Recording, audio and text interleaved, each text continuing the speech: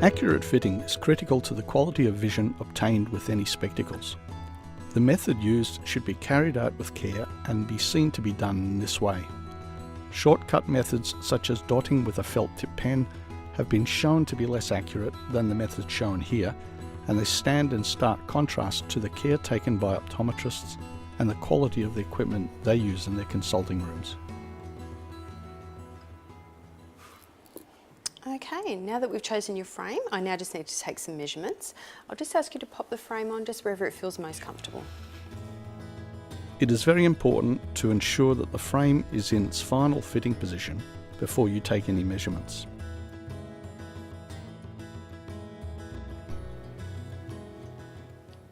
Okay, that's great, thank you.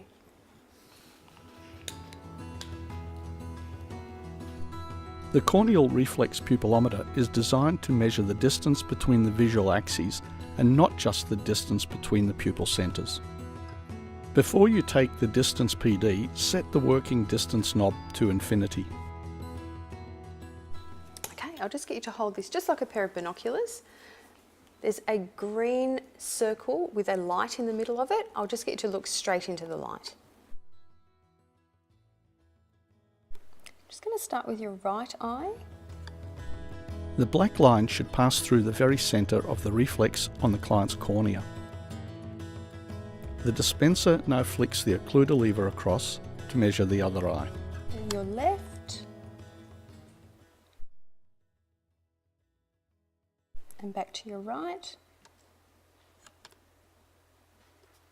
Okay, that's great, thank you.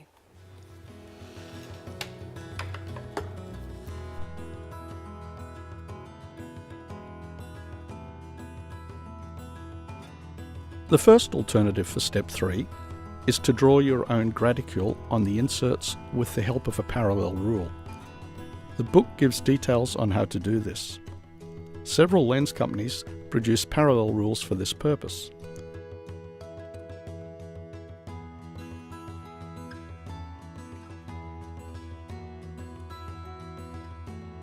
The second alternative is 2 small height rules such as those from Hilco. These are positioned in the bottom rim of the frame and clip around the top rim.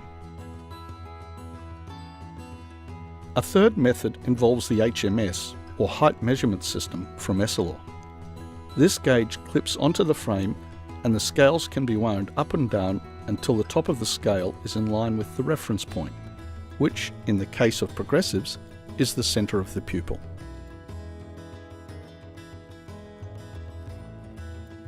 A fourth method involves a gauge called the Y-stick.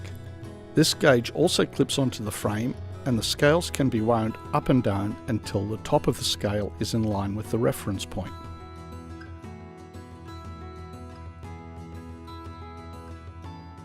The Y-stick allows you to lock in the position of the person's natural posture by locking in a pendulum. Once locked in, the height is determined by superimposing one of the horizontal bars over the other and checking the height in that position. Finally, we have the eye point gauges from Hoya. While these stickers are intended for the mirror method, they can also be used to measure heights. Digital instruments are now available that can measure monocular PDs, monocular heights, and also measure vertex distance, face form angle, and pantoscopic angle.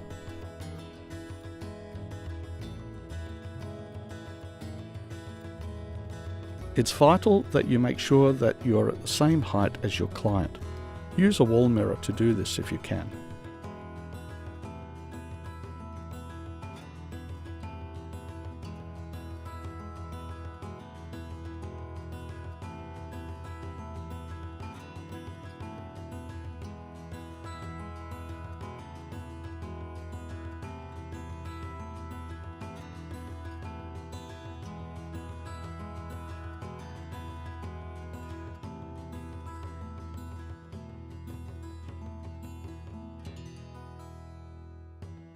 A pen torch can help illuminate the cornea and provide a corneal reflex as a good reference point.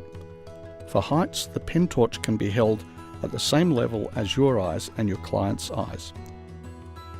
For PDs, the pen torch would be held directly under your eye.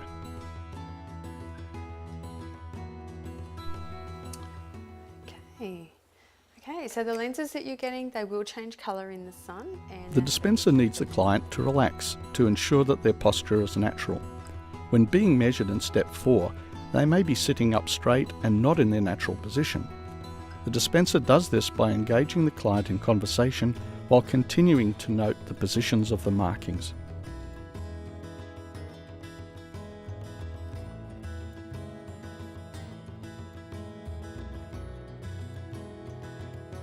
The optical centre for an aspheric lens must be dropped 1 mm below pupil centre for every 2 degrees of pantoscopic angle. This is the easiest method. Okay, I just need you to raise your chin up for me. Down just a little bit, back up again. Okay, I'll just get you to hold that position for me. Notice that the lenses are perpendicular to the floor. The dispenser has artificially set the pantoscopic angle to 0, so this will be the final height of the optical centre.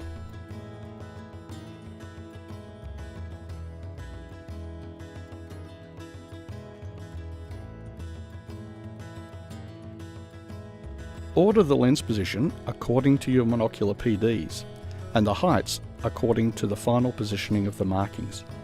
The heights should be measured relative to the deepest point on the lens at the peak of the bevel.